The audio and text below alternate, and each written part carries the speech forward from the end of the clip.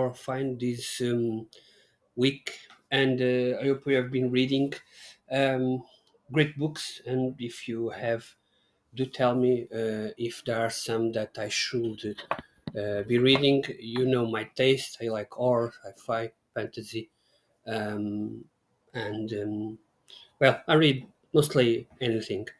Um, in terms of reading, for me, I've read. Well, I finished a couple of books and I started a couple of others. So allow me to tell you the three books I finished. The first one was Slashvivor.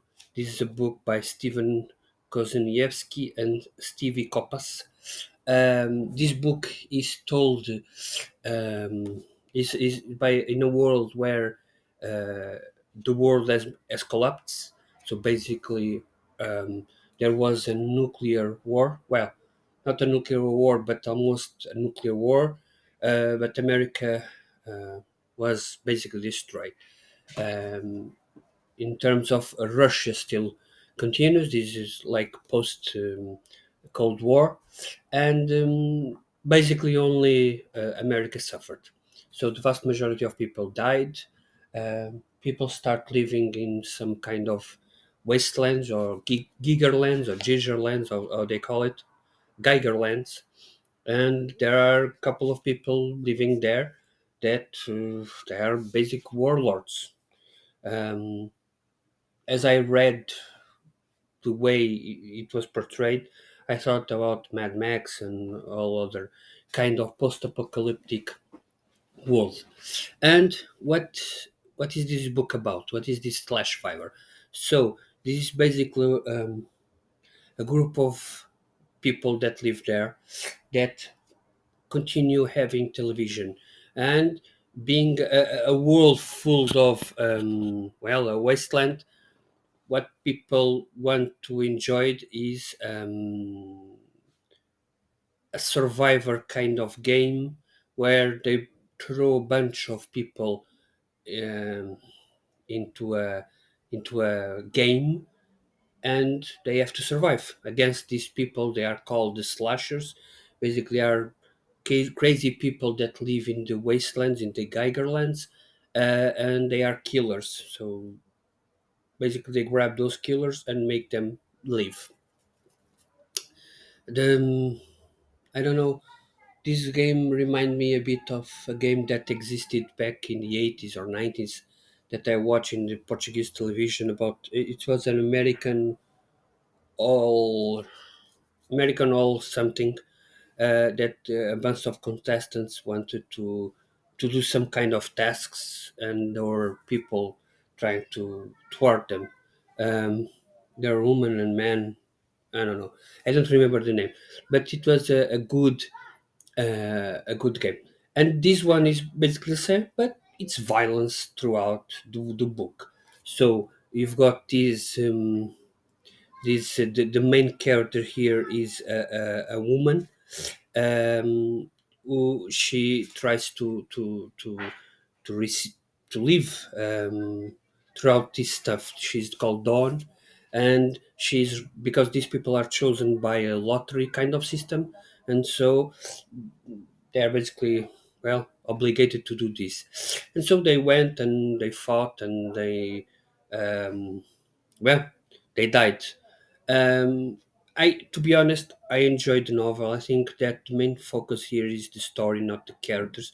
There is a good combination of both. I mean, Dawn is our main character. She's not, one might think, okay, like a woman, but in a man's clothes, like powerful. No, she suffers a lot. She loses one limb.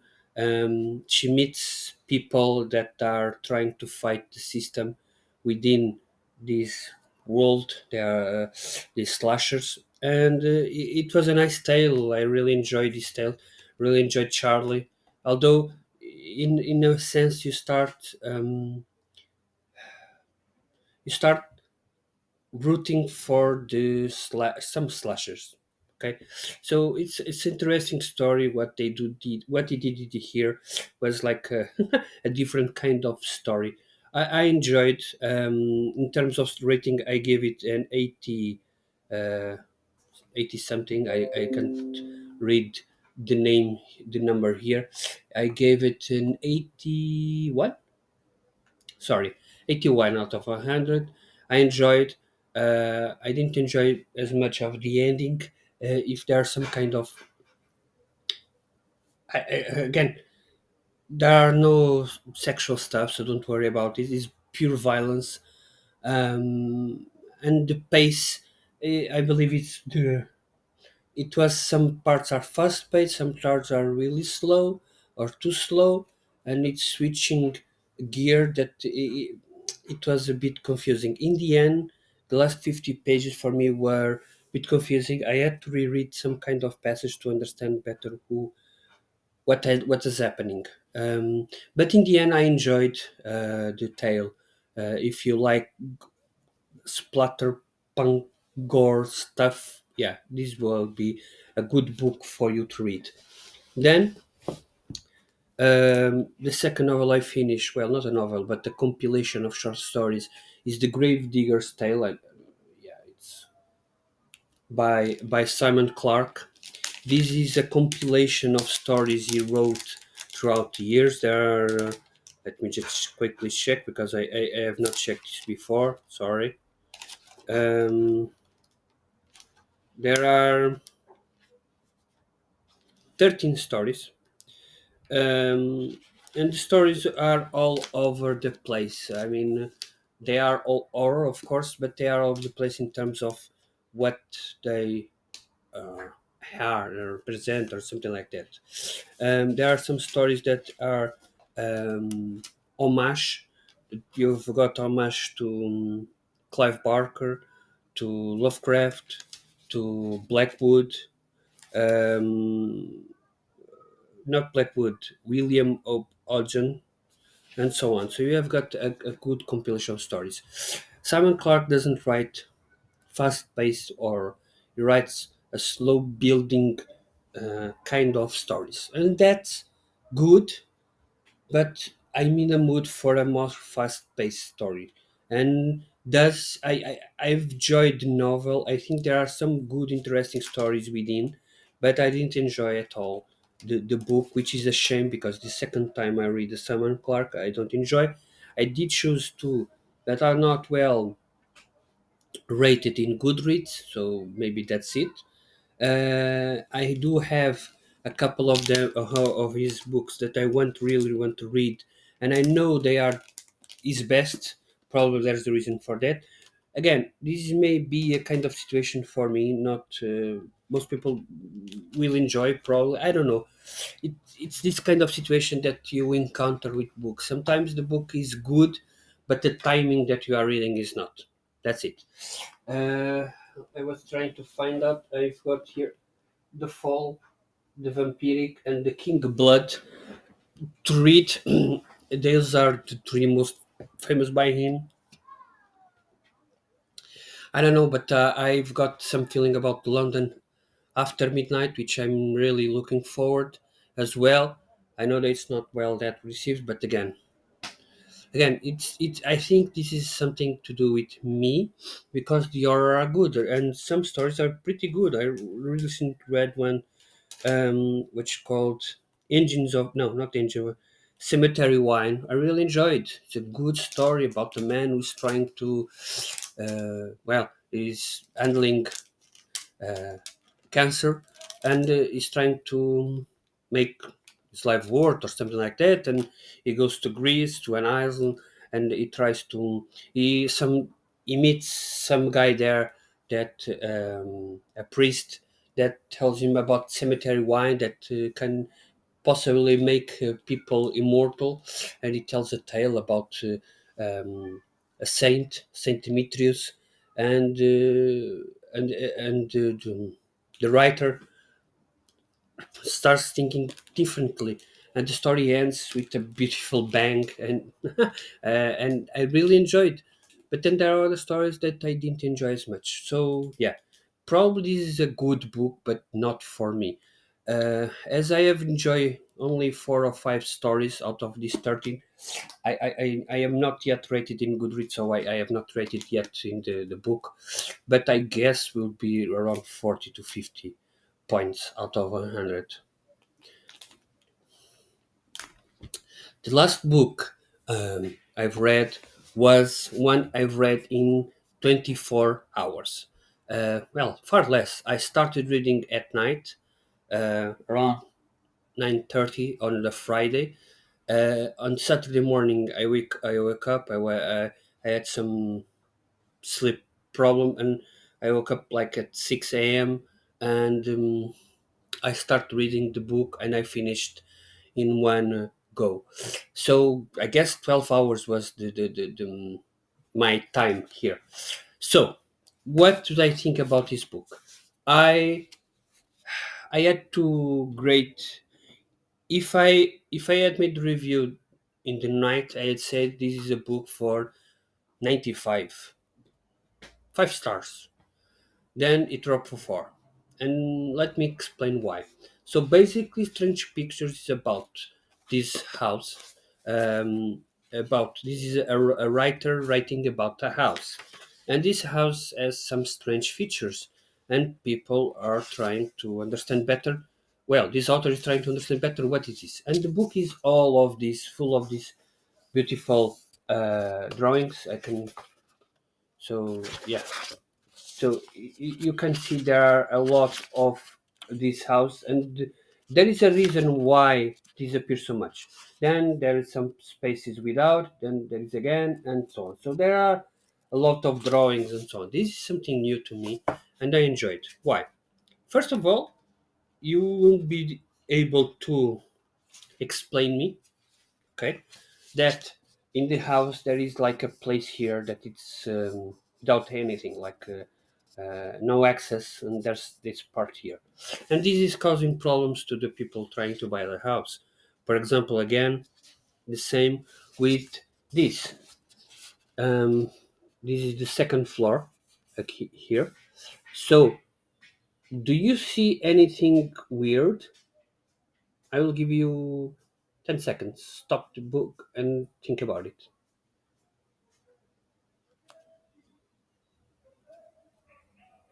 Okay, so basically, what you hear is, and they saw the problems here they were trying to tell us about, was this room here.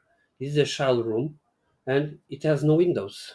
And then the only exit from this child room is like a confinement in a way, because the only exit is through these doors, so two doors, and it gets to the mother and father rooms. So, and you can see there are a lot of windows. So the problem is not the window, is the placement of this room here. And so the people trying to buy the house are trying to investigate because something feels amiss and they don't know what it is, and they try to understand, and this author is trying to help them. He is getting help from another person who is an architect, and throughout the book you feel some kind of eerie situation that you know that something is wrong, but you don't know what is wrong. And it feels odd, and it's eerie, it's a situation, uncomfortable situation, because they throw some hypothesis like the child is locked in a room, there is some killer, I don't know, stuff being thrown out. And until he meets a woman who is trying to find her missing husband, and she says that she's connected in some way to this house, but she doesn't devolves she doesn't say much more. Then by the end, the issue is partial solved, um, because it makes you wonder if what is being told is the true or not. But that's something that is interesting in our mystery book. And what I didn't enjoy, and why I say that I gave 100 5 stars, and then I dropped 4. This is my talk. So basically, the reason why is how the story is being told. So basically, this is like a writer trying to uh, understand the story, And so he interviews some people, this woman, the person he meets, and then the story is being told to you. He's not, he has some hypothesis, but the story is being told to you. So in the end, it was felt like, okay, this is the solution. Here it is, because he just found out someone who knows this by chance or something. It's very weird how all of this is the way it's been written. Maybe it's not like an Agatha Christie kind of novel that we discover and Poirot in the end says, okay, this is how it happened. It's a bit different, and it may put some people off reading this novel.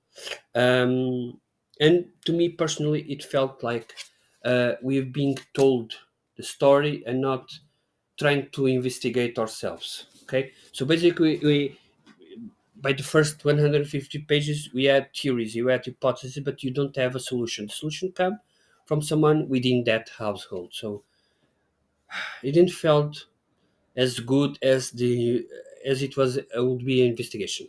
That's my issue.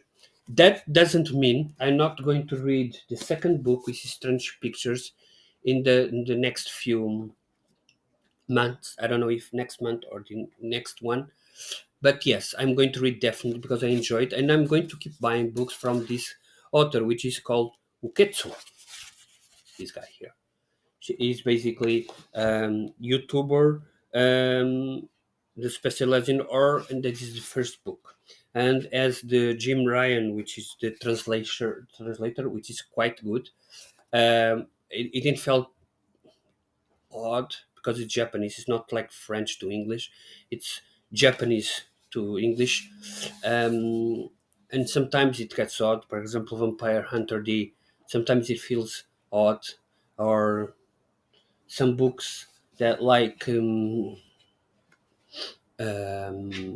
Witcher as well. They suffer a lot by translation. Here, it's a good translation, flows right. And there is a third book um, on the way, which is called Strange Buildings. And I'm definitely buying it. It's a good book. I really enjoyed the book, how it was published, this red stuff here. Uh, all of these drawings, it really immersed myself. Sometimes I miss those kind of drawings in books. It helps sometimes to know, uh, because it will be very difficult to explain. There is a part in the house that it's not connected, no windows, and here it shows it's not difficult to add this kind of pictures, I guess. So yes, those are the books I read, three books, which is quite good.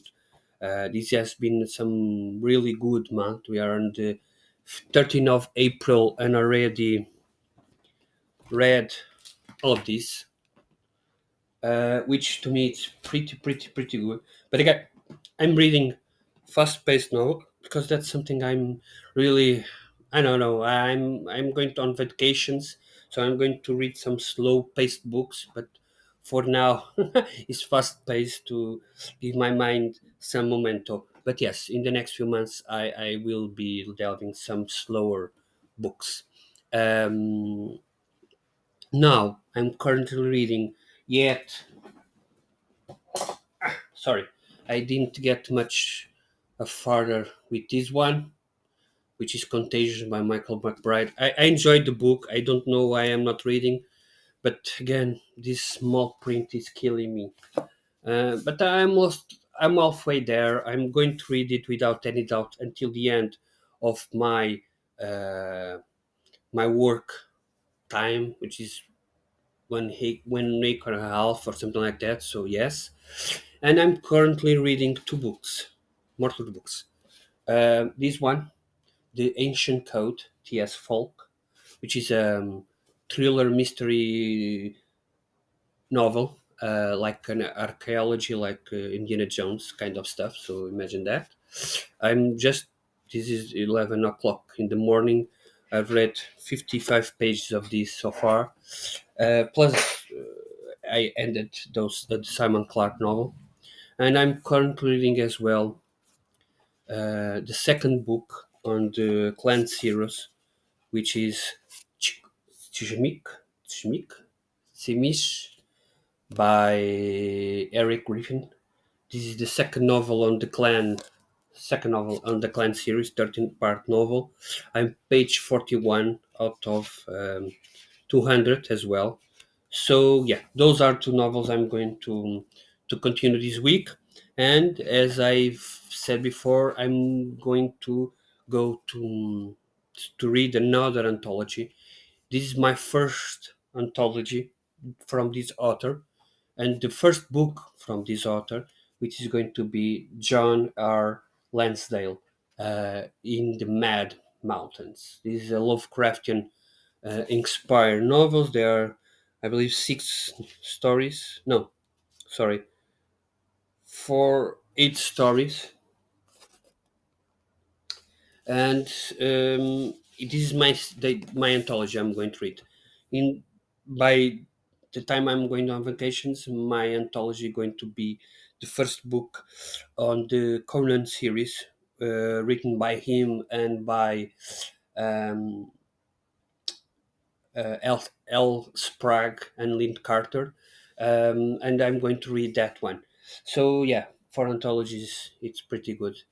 So yeah, that's it from me. I really hope you enjoyed this weekly status, and do tell me if you read anything, if you suggest something, if you want to talk about something, please do tell me. Thank you and have a great